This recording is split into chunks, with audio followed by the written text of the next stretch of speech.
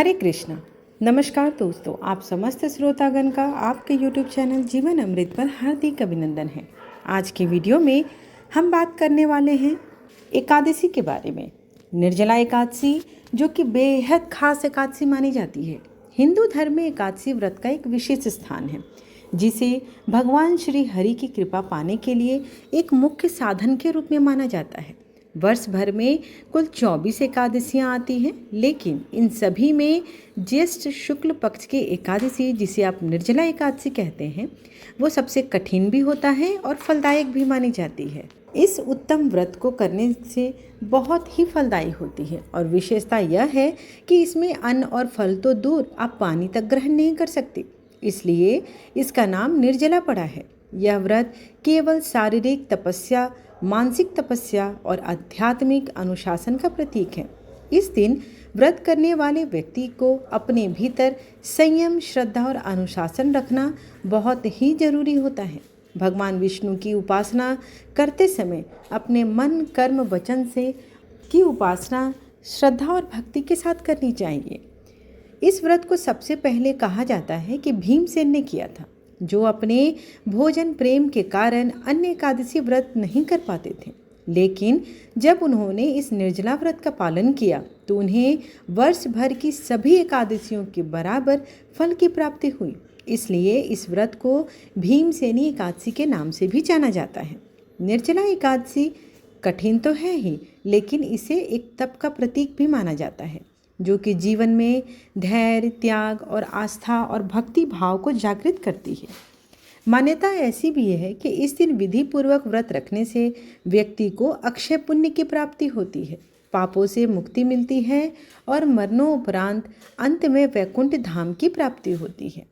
ऐसा माना जाता है कि निर्जला एकादशी उन लोगों के लिए बहुत श्रेष्ठ है जो लोग कोई भी एकादशी नहीं कर पाते। वो केवल अगर निर्जला एकादशी करते हैं तो उन्हें बाकी सारे एकादशियों का पुण्य फल प्राप्त हो जाता है। आप सब जानते हैं कि निर्जला एकादशी के दिन जल तो पिया नहीं जाता, पर कुछ ऐसे भी कारण हैं जिस समय जल का उपयोग करना पड़ता है। जैसे जो व्रतधारी व्यक्ति को पूजा के समय जो 3 बार आचमन करना होता है, तो उस समय थोड़ा सा जल लिया जाता है। जो लोग व्रतधारी अस्वस्थ हैं या कमज़ोर हैं, जो नहीं कर सकते हैं, तो वो भी थोड़ी मात्रा में जल पीना उनके लिए धर्मशास्त्र में भी लिखा गया है। लेकिन इसे व्रत का पूर्ण पालन नहीं माना जाता है, क्योंकि अगर आप किसी भी प्रकार से अगर जल का लेते हैं तो वो आपके व्रत को पूरी तरह से पूर्ण नहीं करता। व्रत के पारण के दिन, अर्थात अगले दिन जिस दिन द्वादशी तिथि होती है, उस समय व्रत का पारण, उपवास का समापन जिसे आप कहते हैं, जल और फलाहार से किया जाता है।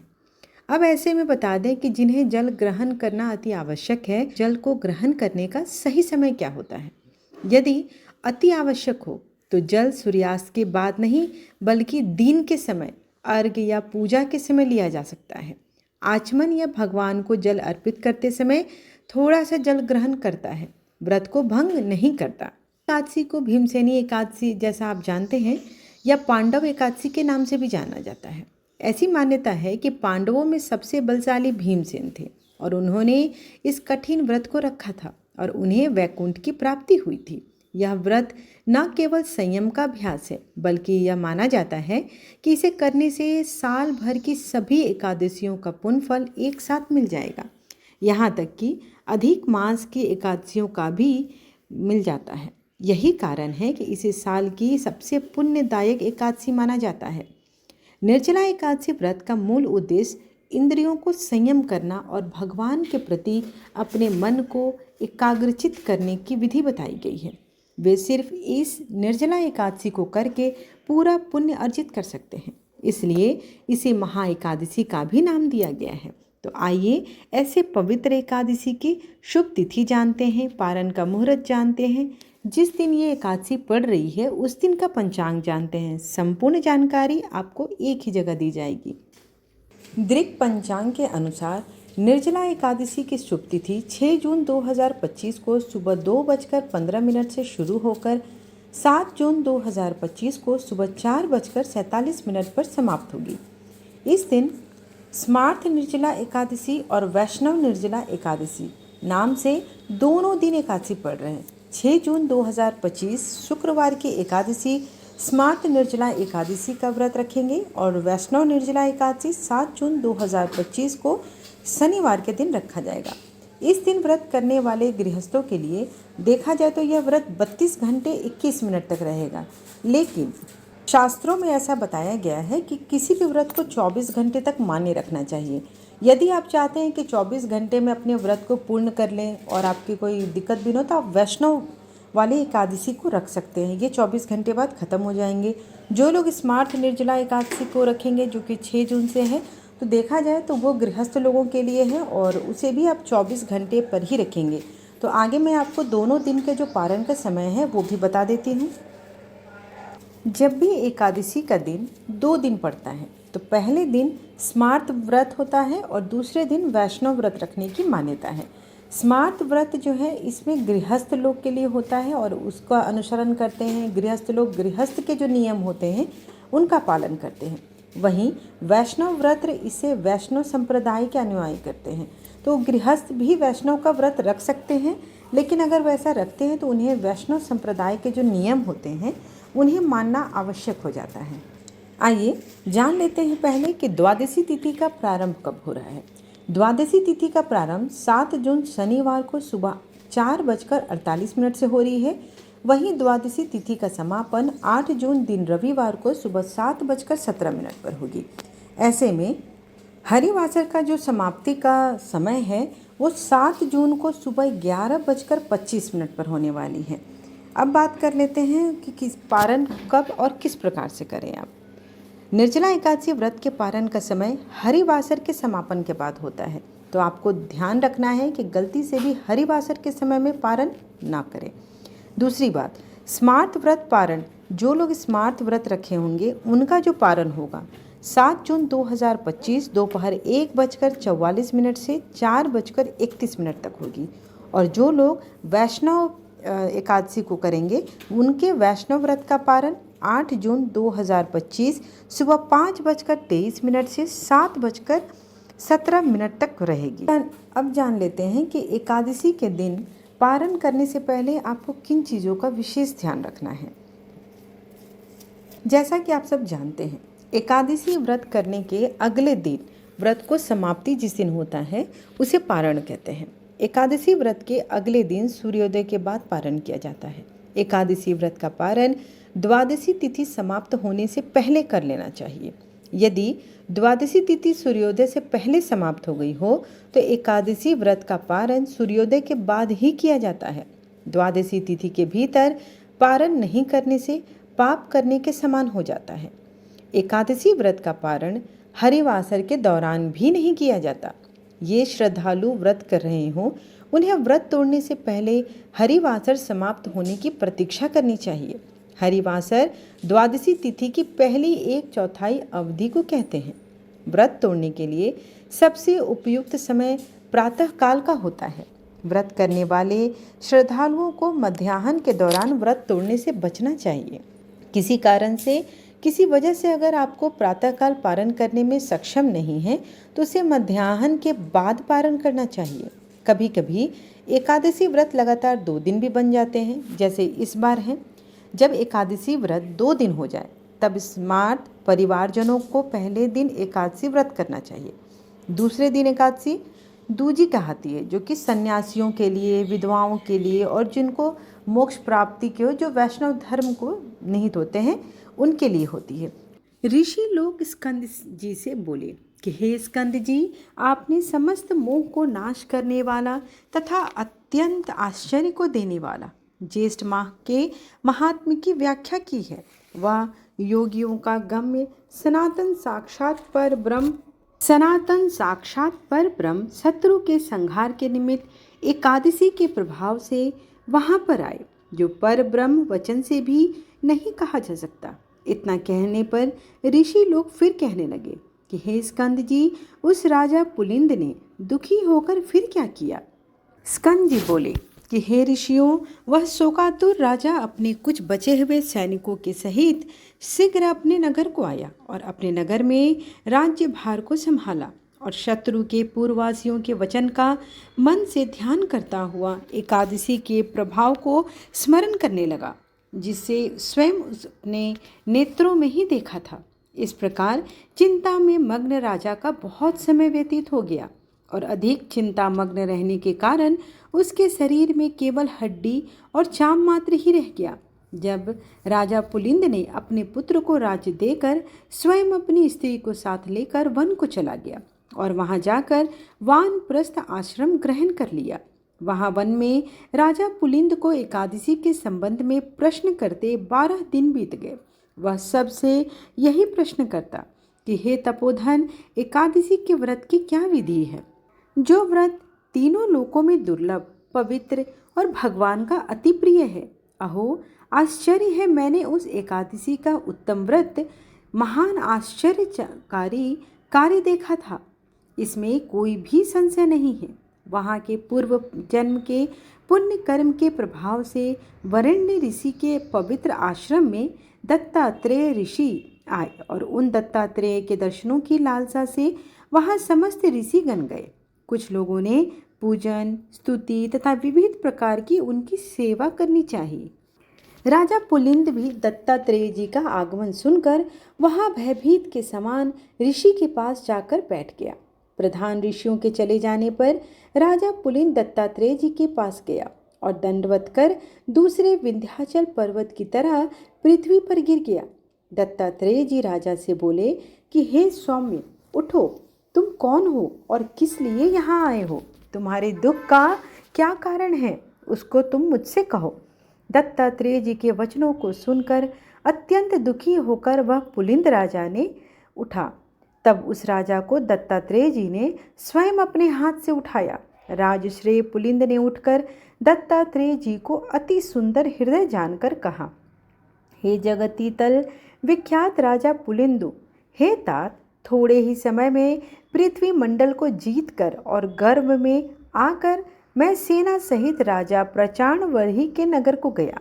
वहां जाकर उस विष्णु भक्त राजा के नगर को पीड़ित करने पर कोई ग्रामवासी मेरे पास आया और मुझसे प्रार्थना करने लगा कि आज श्री हरि भगवान का पवित्र दिन है, आज और कल 2 दिन के लिए उस राजा के विषय में क्षमा करे, क्योंकि समस्त नगरवासी व्रत में लीन है। उस नगरवासी की वार्ता सुनकर मैं गर्व में होकर क्रोध से उसके वचनों का अपमान किया। उसके वचन मेरी बुद्धि और मति को गर्व से न छुड़ा सके। इसके पश्चात सूर्यास्त हो जाने पर असंख्य विष्णुदूत अनेक रूपों में वहां आकर युद्ध करने लगे। उन विष्णुदूतों ने समुद्र के समान मेरी समस्त सेना को भक्षण कर लिया। अपने प्राण मात्र रह जाने पर हम लोग भागकर अपने नगर में आए। उसी समय से मैंने राज्य, पुत्र, धन का त्याग कर तामसी वृत्ति का आश्रय लिया है। अब आज आपके चरण कमलों का दर्शन करके मैं कृत्य हो गया। मैं धन्य हूँ तथा मेरे पूर्वज भी पुण्यशाली हैं, जो आज देवताओं से भी पूजित आपके चरण कमलों का मुझे दर्शन हुआ। भगवान एकादशी नाम वाला व्रत कैसा होता है और किस विधि से किया जाता है, उसे आप संक्षेप में मुझसे कहिए, क्योंकि मैं आपकी शरणागत हूँ। अन्यथा मैं शल्य के समान अपने प्राणों का त्याग कर दूंगा। राजा पुलिंद ने इन वचनों को सुनकर सब वृत्तांतों के जानने वाले दत्तात्रेय जी उसी समय राजा पुलिंद को दोनों हाथों से आलिंगन कर और दयाद चित्त होकर मधुसूदन भगवान के एकादशी व्रत के विधि विधान को बतलाने लगे।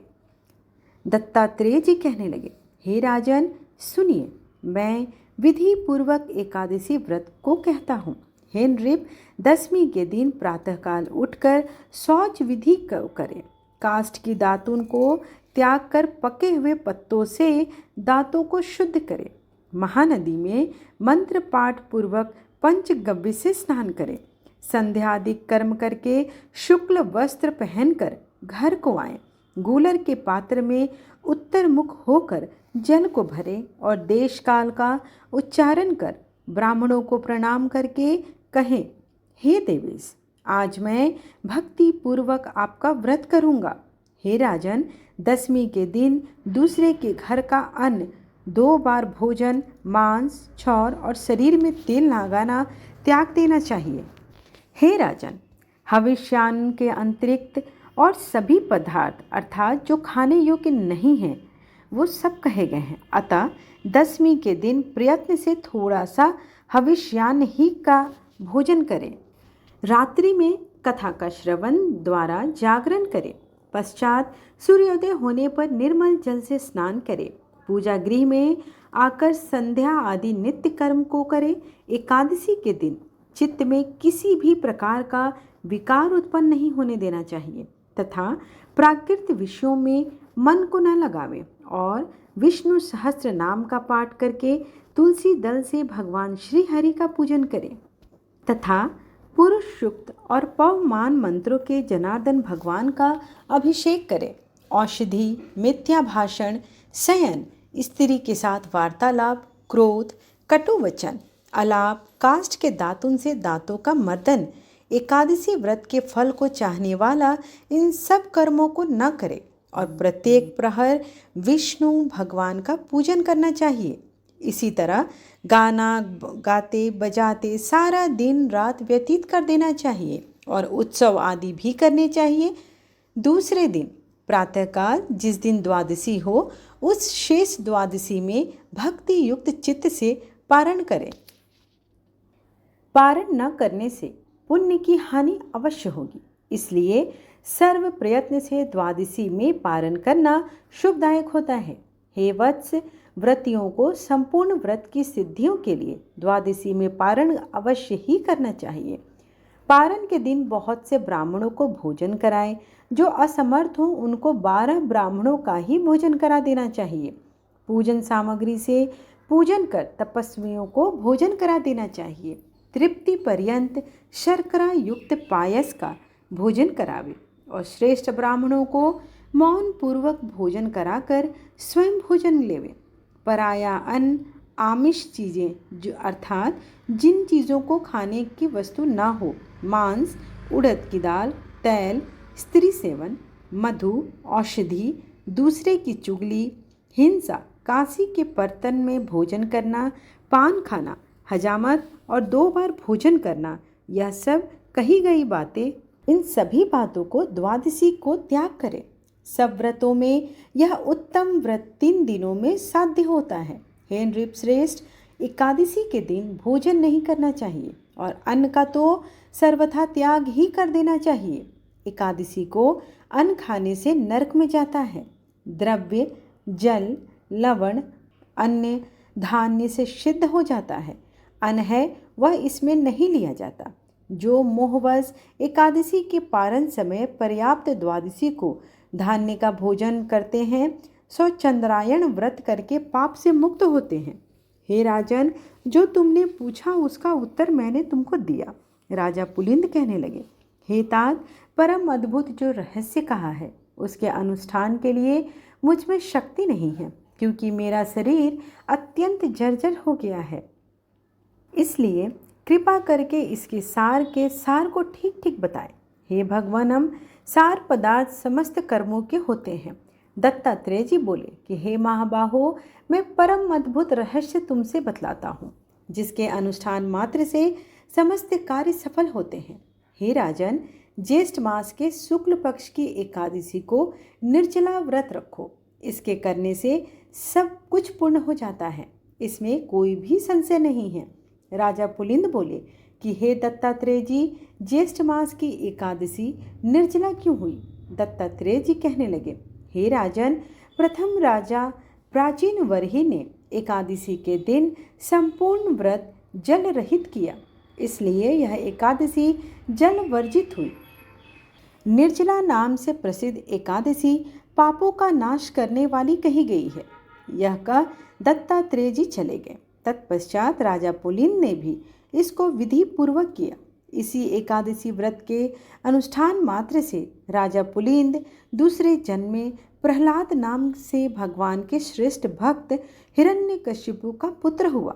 श्री वेद व्यास जी बोले कि हे भीमसेन, यह प्राचीन इतिहास मैंने तुमसे कहा, इसके श्रवण मात्र से तुम्हारे सब संशय दूर हो जाएंगे। अब तुम क्या सुनना चाहते हो? भीमसेन कहने लगे कि हे पितामह, आपकी कृपा से सब मोह नष्ट हो गया है और मुझको स्मरण शक्ति मिली है। हे तात, व्रत करने के लिए मैं तैयार बैठा हूँ। निसंदेह मैं आपके वचन का पालन करूँगा। स्कंदजी कहने लगे कि हे ऋषियों, वेद व्यास जी के कथना अनुसार इस व्रत को भीमसेन ने किया और चक्रपाणी भगवान विष्णु की कृपा से सब पापों से मुक्त हो गया।